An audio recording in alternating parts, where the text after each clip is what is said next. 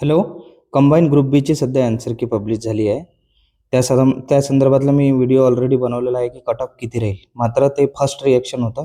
आता बघूया त्यावर मी कॉन्स्टंट आहे का. तर सर्वात अगोदर क्रिटिकल प्रॉब्लेम आपल्याला पुन्हा दोनच होते.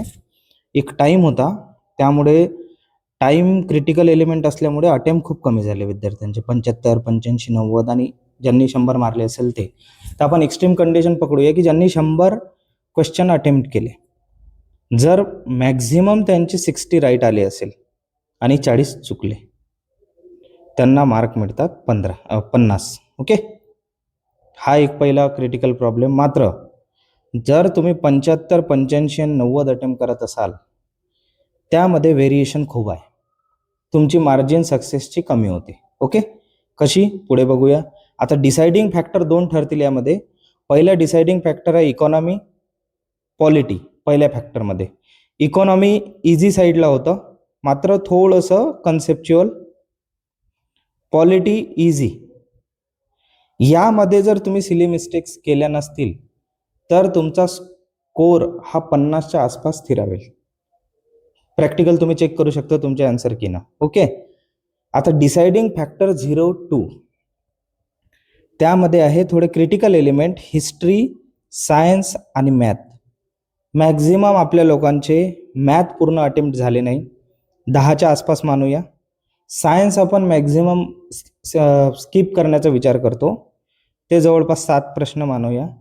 आणि इतिहासात आउटसाईड प्रश्न होते आणि थोडे टू द पॉईंटही असल्यामुळे, मात्र मोठ्या रेफरन्स बुकमध्ये घेण्यात आल्यामुळे होते 5 प्रश्न. आता यामध्ये करेक्ट हिट किती करता यावर सुद्धा तुमचा स्कोर स्टॅबिलाइज होईल. ओके, मी हा एक्सप्लेनेटरी व्हिडिओ बनवत आहे. मागं मी फर्स्ट रिॲक्शन व्हिडिओ बनवला होता, तेव्हा तुम्ही म्हटलं होतं की आन्सर की तर येऊ द्या, तुम्ही काहीच्या काही सांगत आहे. ठीक आहे, हा दुसरा व्हिडिओ समजा. आन्सर की फॅक्टर. आता यामध्ये 2 फॅक्टर आहे. एक बदलणारे उत्तर, काही उत्तर बदलणारे असतील आणि काही रद्द होणारे प्रश्न. हे सुद्धा आपल्याला 1-1, 2-2 मार्कावर फरक करतील. आता बदलणारे उत्तर कोणते. एक प्रश्न सांगतो मी तुम्हाला, मिशन शक्तीवर आहे. मिशन शक्ती, आन्सर त्यांनी दिला आहे वुमेन, मात्र त्यांचं आन्सर असायला पाहिजे डिफेन्स. हे उत्तर एक बदलू शकते. जर आयोगानं ते उत्तर बदललं नाही तर हे रद्द होऊ शकते. हा झाला पहिला प्रश्न. दुसरा, आपण आणखी एक मार्जिन देऊया सब्जेक्टिव्हिटीची. इकॉनॉमीमध्ये स्ट्रक्चरल चेंज, अनएम्प्लॉयमेंटमध्ये कसा आला, त्यांनी स्ट्रक्चरल दिला आहे आन्सर. त्यामध्ये जर तुम्ही प्रोव्हाइड करू शकले सोर्सेस तर ते सुद्धा बदलू शकते किंवा रद्द होऊ शकते.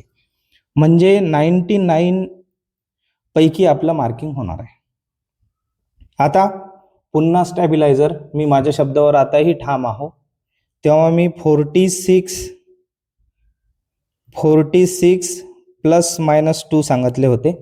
आता एक्झॅक्ट सांगतो, ओपन कॅटेगरीचा कट ऑफ 48 लागेल. ओपन कॅटेगरीचा कट ऑफ 48 लागेल. याच्यासाठी फॅक्टर्स तुम्ही लक्षात घ्या.